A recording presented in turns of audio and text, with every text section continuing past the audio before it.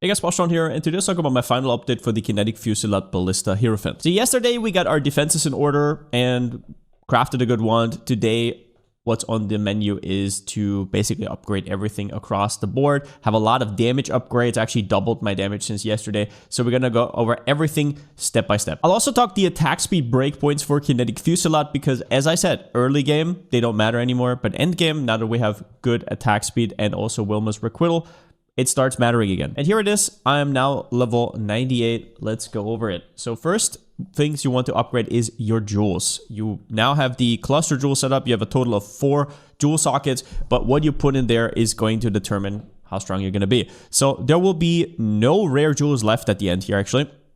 First up, we start with the most important one, which is Rain of Splinters. Reduced totem damage, but it fires 2 additional projectiles. If you want to know how good this is, this will come out to around 30% more damage. So it's almost like having a 7th link in your body armor. An utterly crazy jewel that you should get as soon as possible. The reduced totem damage does matter, but it's not less damage. It is reduced. So if you have any sort of increases, for example, 10% increased here goes against that. It's not as bad of a downside, but I mean, if you're investing a ton, like tons of divines into a jewel, you might as well buy a decently good version. Then we have a Watcher's Eye, which is a little bit harder to get because there's not that many on the market right now.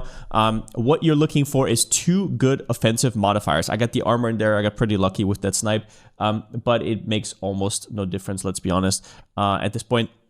What you want is 2 offensive mods. You want either precision, attack damage, attack speed, or crit multi paired with anger crit multi. If you don't know, the anger crit multi goes higher. It goes up to 50%, whereas the precision one only goes to 30. So no matter what you get, the must-have modifier is anger crit multi. And then on the second one, you can be a little bit more flexible. That would be highly recommended. And the third jewel is the Lethal Pride. We're going for double damage here. So if you hover over double damage and also double damage here, you want to have at least 10% chance to deal double damage on the nodes in your radius. And then as well as that, check the other nodes before you buy it. And you want to have something that's like useful. Once again, the way you check this is you type find timeless jewel, then you go to Lethal Pride, you go to socket and you choose this socket right here. Make sure you have filter node, and then you type in double damage and you search. And you can see that there's a few that have 3 double damage. I can open trade URL and see if there's any up, and you will see that there is currently none up. It is what it is. It will open it in your browser, and then you can do next, open next trade URL, and this is how it's going to look like. It basically does the work for you, so you can see right here, and yeah, this is just what POB does for you automatically. And these 3 jewels in total will be around about 70% more damage overall. So yeah, definitely invest into your jewels. After that, let's go over some of the other gear. Because you guys know I had some stinkers in there and I replaced them one by one. First, the boots. These are still not great, but they are now at least Warlock boots, and I have decent energy shield on it. You can see I'm not 2.6k energy shield, and I have 35% movement speed.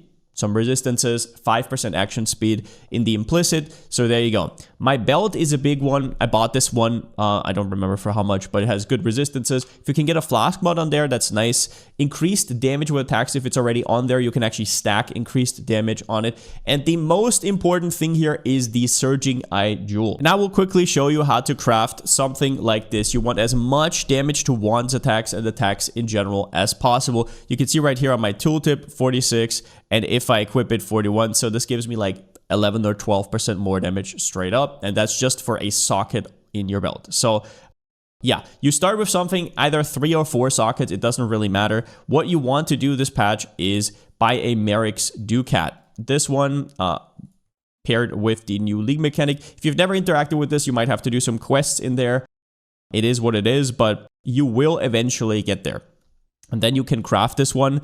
So first thing you want to do, if you have a open affix, you want to go for a slam.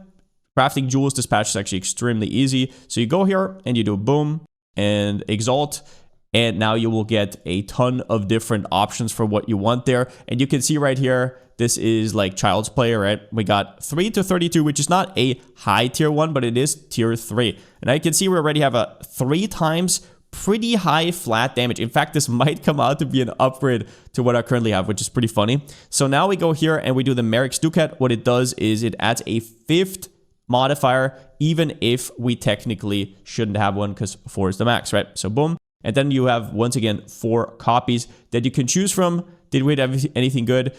5 to 10 is pretty low, but it is still quite strong. Let's see if there's anything else. Technically okay. Chance to avoid being frozen doesn't really do anything. Yeah, we're still taking the cold damage. Let's actually check if this is better than the one I have. 46k. 45. No, it's slightly worse, but still incredibly strong. Now, then we have my gloves, which are crafted. And honestly, this is the worst purchase I've ever made. I bought this base with 60 dexterity for 5 divines because I thought it was a good idea. It was paladin gloves, and I would highly recommend to just buy one. Like, it's just not worth it. So what you want is dexterity. You can have anywhere, right? You can have it on your rings. You can have it on your... It's going to be rings or gloves, mainly. And I already had my rings locked in, so that's why I spent so much, completely unnecessary. Now, at this stage, you will see that I am actually Chaos Res capped, which is super good. But yeah, here, you just want life, energy shield, armor, definitely want an attack speed roll, and then, yeah, Chaos Res Dexterity. You just want to somehow balance across the board. I did get a new ring with a little bit more flat damage, so that was a slight damage upgrade. This ring is still the same.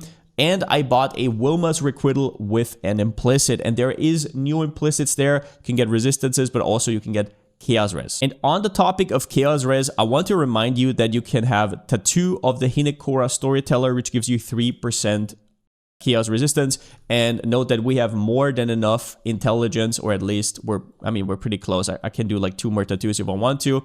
So there it is. Otherwise, what has changed with the extra levels? Not much. I was first gonna go for another cluster jewel, but couldn't really find a setup that was worth it. So what I ended up doing is, obviously this pathing here has to include all these notables, so it gets touched by the lethal pride.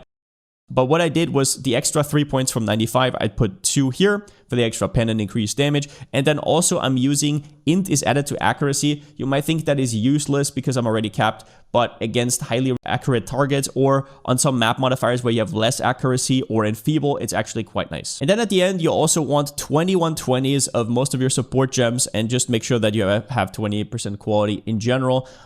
Less duration, once again, in the red socket, 2120. Everything 2120. This one I will also upgrade in a second. So there you go. It really does make a lot of difference. And other than that, did I change anything else? Oh yeah, I did replace Val Haste because the attack speed didn't really do anything anymore, and I replaced it with a Enlighten. And Enlighten is just there to give you a little bit of extra mana, right? You can see it is a little bit nicer until your mana runs out. Obviously, you normally wouldn't spam it that hard. But yeah, you can see if I remove this, I'm still totally fine. And then last but not least, let's talk about attack speed breakpoints. I imported my current character here. You could see I'm at around 25 million damage. If I buy my upgrade right here, I will be at almost 26. And what you want to look for here is really your attack rate. So my attack rate right now is 2.7. And the other number you care about is in calcs. In calcs, you care in skill type specific stats about the maximum effective APS, which is 3.03. Now, before you have Rain of Splinters, it's going to be a little bit higher, but the projectiles get this down. So if the number here is lower than the number here, you're good. Now, let's see what happens if I, for example, take some of these attack speed nodes. You will see the attack rate will go up. Let's see what happens if I put Val Haste in. You will see it will shoot over, and it will go into a state where it's not fun anymore. Now let's hover over what exactly it tells me here. I now go over the attack speed threshold, which means the ballista attacks too fast so that it cannot release in time. Which means that you can see DPS is effectively reduced by 11.9%. Now, if you play on predictive, technically less, but I'm going to spare you the details on that one. So all you have to know is you want that number to be lower. It is not the end of the world. It will not completely brick your build at these attack speed numbers, but it is definitely noticeable. And also, when you import your character, don't forget to tick frenzy charges Otherwise, it's going to show you a wrong number here. Now, don't forget to actually tick Frenzy charges so you know how much attack speed you will have with that up. And yeah, that's about all I got for this leak for Kinetic Fusillade. There's a lot more to come, obviously, but this build has served its purpose, and it is incredible. It is funny because I predicted that it would be around 20% less damage towards endgame, and it almost on the dot is 20% less damage from the 34% million I had last league and the 25 now. Still feels amazing, so super happy with how it turned out. As always, if you really want to push this further into endgame, you will have to do your own research and go for Strength Stacker or Mana Stacker. So that means you're going to build around Replica Alberons, or you're going to build around Indigon. Most likely. You can also build around Mind of the Council on Mana Stacker. That would probably be a lot easier. But however that will go, Strength Stacker I think will be the strongest archetype if you wanted to push this over 100 million. But I wouldn't really recommend it. That is not really what the build is made for. But yeah, more videos to come. Hope you guys had a great league start as well. And since I still don't have a slogan, see you next time.